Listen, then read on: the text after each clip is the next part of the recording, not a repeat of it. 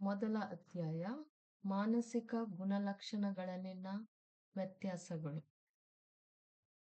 ಈ ಕೆಳಗಿನ ಪ್ರಶ್ನೆಗಳಿಗೆ 10-12 ವಾಕ್ಯಗಳಲ್ಲಿ ಉತ್ತರಿಸಿ. ಪ್ರತಿಯೊಂದು ಪ್ರಶ್ನೆಗೆ 4 ಮಾರ್ಕ್ಸ್. ಫಸ್ಟ್ ಕ್ವೆಶ್ಚನ್: ಯಾವುದಾದರೂ 2 ಮನೋವೈಜ್ಞಾನಿಕ ಮೌಲ್ಯಮಾಪನ ವಿಧಾನಗಳನ್ನು ಚರ್ಚಿಸಿ. ಮೌಲ್ಯಮಾಪನ ವಿಧಾನಗಳಲ್ಲಿ ಫಸ್ಟ್ ಒನ್ ಮನೋವೈಜ್ಞಾನಿಕ ಪರೀಕ್ಷೆ, ಸಂದರ್ಶನ, ವ್ಯಕ್ತಿಗತಾಂತ, ಅವಲೋಕನ ಮತ್ತು ಸ್ವಯಂ ವರದಿ. ಇವುಗಳಲ್ಲಿ ಯಾವುದಾದರೂ 2 ವಿಧಾನಗಳ ಬಗ್ಗೆ ಚರ್ಚಿಸುವುದು. ಅವಲೋಕನ ಸಮಯದಲ್ಲಿ ಸ್ವಾಭಾವಿಕವಾಗಿ ಸಂಭವಿಸುವ ವರ್ತನೆಯ ವಿದ್ಯಮಾನಗಳನ್ನು ದಾಖಲಿಸುವ ವ್ಯವಸ್ಥಿತ, ಸಂಘಟಿತ ಮತ್ತು ವಸ್ತುನಿಷ್ಠ ಕಾರ್ಯವಿಧಾನಗಳನ್ನು ಬಳಸಿಕೊಳ್ಳುವುದನ್ನು ಅವಲೋಕನ ಒಳಗೊಂಡಿರುತ್ತದೆ. ತಾಯಿ ಮಗುವಿನ ಪರಸ್ಪರ ಕ್ರಿಯೆಗಳಂತಹ ಹಲವು ವಿದ್ಯಮಾನಗಳನ್ನು ಅವಲೋಕನದ ಮೂಲಕ ಸುಲಭವಾಗಿ ಅಧ್ಯಯನ ಮಾಡಬಹುದು. ಈ ಅವಲೋಕನ ವಿಧಾನಗಳೊಂದಿಗಿನ ಪ್ರಮುಖ ಸಮಸ್ಯೆಗಳೆಂದರೆ ಅವಲೋಕನಕಾರನು ಪರಿಸ್ಥಿತಿಯ ಮೇಲೆ ಸ್ವಲ್ಪ ನಿಯಂತ್ರಣವನ್ನು ಹೊಂದಿರುತ್ತಾನೆ ಮತ್ತು ವರದಿಗಳು ಅವಲೋಕನಕಾರನ ವ್ಯಕ್ತಿನಿಷ್ಠ ವ್ಯಾಖ್ಯಾನದಿಂದ ಬಳಲುತ್ತವೆ. ಸೆಕೆಂಡ್ ಒನ್ ಸ್ವಯಂ ವರದಿ, ಸೆಲ್ಫ್ ರಿಪೋರ್ಟ್.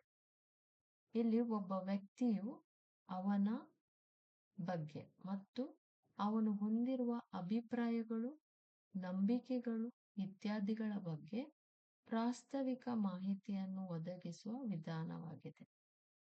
ಸಂದರ್ಶನದ ವೇಳಾಪಟ್ಟಿ ಅಥವಾ ಪ್ರಶ್ನಾವಳಿ, ಮನೋವೈಜ್ಞಾನಿಕ ಪರೀಕ್ಷೆ ಅಥವಾ ವೈಯಕ್ತಿಕ ದಿನಚರಣೆಯನ್ನು ಬಳಸಿಕೊಂಡು ಅಂತಹ ಮಾಹಿತಿಯನ್ನು ಪಡೆಯಬಹುದು.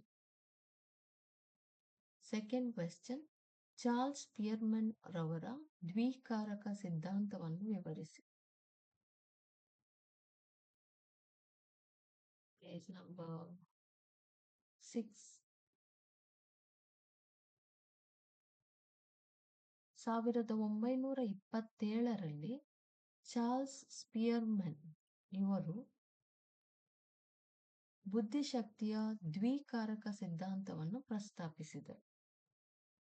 ಬುದ್ಧಿಶಕ್ತಿಯು ಸಾಮಾನ್ಯ ಅಂಶ ಜಿ ಕಾರಕ ಮತ್ತು ಕೆಲವು ನಿರ್ದಿಷ್ಟ ಅಂಶಗಳನ್ನು ಎಸ್ ಕಾರಕ ಒಳಗೊಂಡಿರುತ್ತದೆ ಎಂದು ಅವರು ತೋರಿಸಿದರು.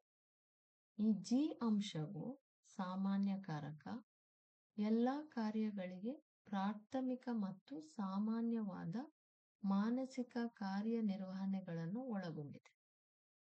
ಜಿ ಸಾಮಾನ್ಯ ಕಾರಕ ಅಂಶದ ಜೊತೆಗೆ ಹಲವು ನಿರ್ದಿಷ್ಟ ಅಂಶಗಳು ಇವೆ ಎಂದು ಚಾರ್ಲ್ಸ್ ಸ್ಪಿಯರ್ಮನ್ ಹೇಳಿದರು. ಅವರು ಎಸ್ ಕಾರಕ ಅಂದರೆ ನಿರ್ದಿಷ್ಟ ಕಾರಕ ಎಂದು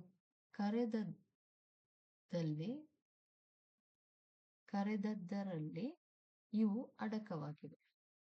ಅತ್ಯುತ್ತಮ ಗಾಯಕರು, ವಾಸ್ತುಶಿಲ್ಪಿಗಳು, ವಿಜ್ಞಾನಿಗಳು ಮತ್ತು ಕ್ರೀಡಾಪಟುಗಳಲ್ಲಿ ಜಿ ಕಾರಕ ಅಂದರೆ ಸಾಮಾನ್ಯ ಕಾರಕ ಹೆಚ್ಚಿರಬಹುದು, ಆದರೆ ಅದರ ಜೊತೆಗೆ ಅವರು ತಮ್ಮ ವಿವಿಧ ವಲಯಗಳಲ್ಲಿ ಉತ್ಕೃಷ್ಟಗೊಳಿಸಲು ಅನುಮತಿಸುವ ನಿರ್ದಿಷ್ಟ ಸಾಮರ್ಥ್ಯಗಳನ್ನು ಹೊಂದಿದ್ದಾರೆ. ಇದು ಚಾರ್ಲ್ಸ್ ಸ್ಪಿಯರ್ಮನ್ ರವರ ದ್ವಿಕಾರಕ ಸಿದ್ಧಾಂತದ ಬಗ್ಗೆ ವಿವರಣೆ. ಥರ್ಡ್ ಕ್ವೆಶ್ಚನ್: ಲೂಯಿ ಥರ್ಸ್ಟನ್ ರವರ ಬುದ್ಧಿಶಕ್ತಿಯ ಸಿದ್ಧಾಂತವನ್ನು ವಿವರಿಸಿ. Louis Thurstone's theory of primary mental ability. Louis Thurstone ರವರು ಪ್ರಾಥಮಿಕ ಮಾನಸಿಕ ಸಾಮರ್ಥ್ಯಗಳ ಸಿದ್ಧಾಂತವನ್ನು ಪ್ರಸ್ತಾಪಿಸಿದರು.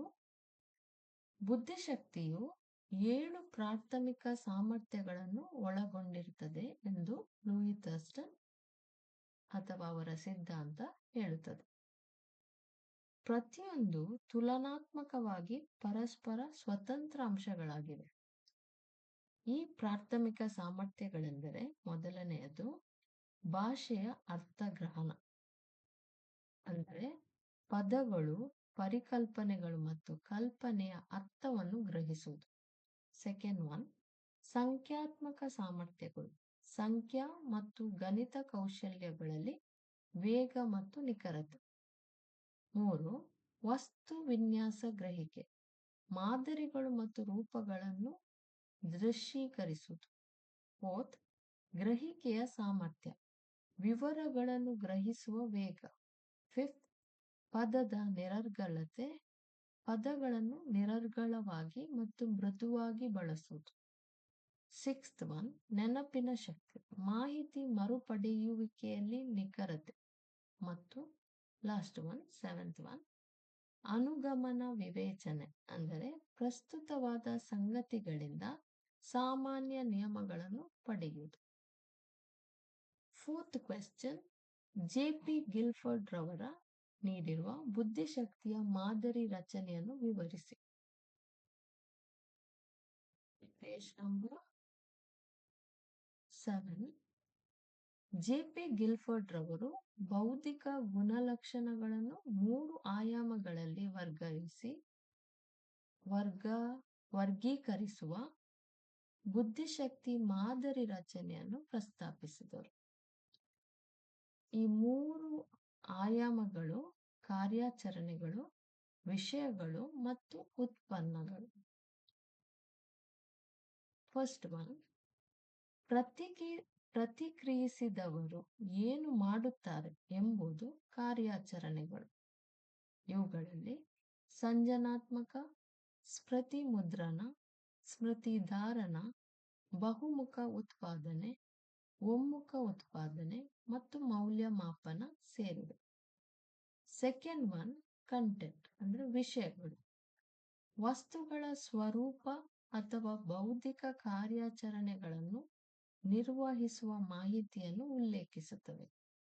ಇವುಗಳಲ್ಲಿ ದೃಶ್ಯ, ಶ್ರವಣೇಂದ್ರಿಯ, ಸಾಂಕೇತಿಕ, ಉದಾಹರಣೆ ಅಕ್ಷರಗಳು ಮತ್ತು ಸಂಖ್ಯೆಗಳು, ಶಬ್ದಾರ್ಥ, ಅಂದರೆ ಪದಗಳು, ಮತ್ತು ವರ್ತನೆಯ, ಉದಾಹರಣೆ ಜನರ ವರ್ತನೆಗಳು, ಅಗತ್ಯತೆಗಳು ಇತ್ಯಾದಿ, ಇದರ ಬಗ್ಗೆ ಮಾಹಿತಿ.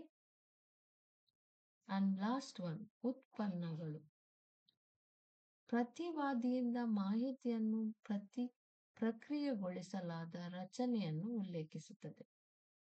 ಉತ್ಪನ್ನಗಳನ್ನು ಘಟಕಗಳು, ವರ್ಗಗಳು, ಸಂಬಂಧಗಳು, ವ್ಯವಸ್ಥೆಗಳು, ರೂಪಾಂತರಗಳು ಮತ್ತು ಪರಿಣಾಮಗಳು ಎಂದು ವರ್ಗೀಕರಿಸಲಾಗಿದೆ. ಉಳಿದ ಪ್ರಶ್ನೆಗಳನ್ನು ಮುಂದಿನ ಭಾಗದಲ್ಲಿ ಡಿಸ್ಕಸ್ ಮಾಡುತ್ತೆ. Thank you.